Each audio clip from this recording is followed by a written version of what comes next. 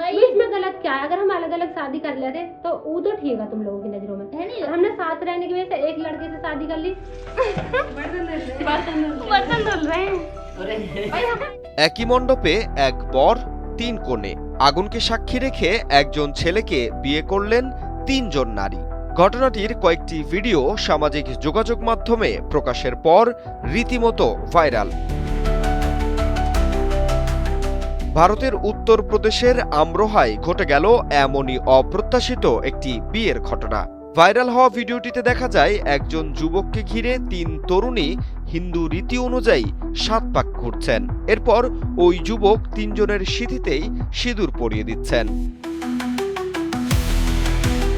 প্রথমে অনেকেই ভেবেছিলেন এটি হয়তো শুধু সোশ্যাল মিডিয়ার কন্টেন্ট, কারণ যুবক বিকাশ দীর্ঘদিন ধরেই ওই তিন তরুণীর ভিডিও ধারণ করতেন এবং বিভিন্ন ভিডিওতে তাদের অন স্ক্রিন স্বামীর চরিত্রেও অভিনয় করেছেন।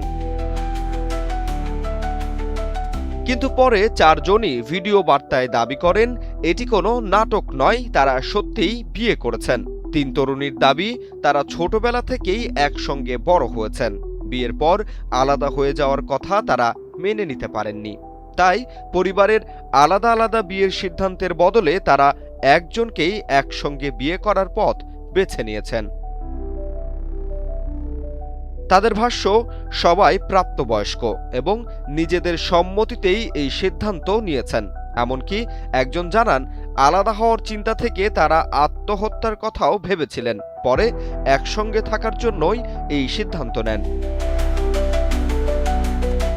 তবে এখানেই তৈরি হয়েছে নতুন বিতর্ক। যে মন্দিরে বিয়ের ভিডিও ধারণ করা হয়েছে বলে দাবি করা হচ্ছে, সেই মন্দির কর্তৃপক্ষ জানিয়েছে তারা এমন কোনো বিয়ের বিষয়ে জানেনই না। ওই সময় সেখানে সংস্কার কাজ চলছিল এবং কোনো পুরোহিত উপস্থিত ছিলেন না বলেও দাবি তাদের।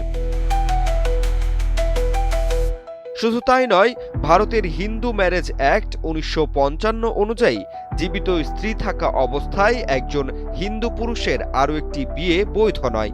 ফলে এই ঘটনার আইনি বৈধতা নিয়েও উঠেছে বড় প্রশ্ন। এদিকে সামাজিক যোগাযোগ মাধ্যমে চলছে তুমুল বিতর্ক। কেউ বলছেন এটি ব্যক্তিগত স্বাধীনতার বিষয়, আবার অনেকেই বলছেন আইন ও সামাজিক রীতির সঙ্গে এর স্পষ্ট সংঘাত রয়েছে। জাহিদ হাসান সাব্বির, বাংলা নিউজ 24।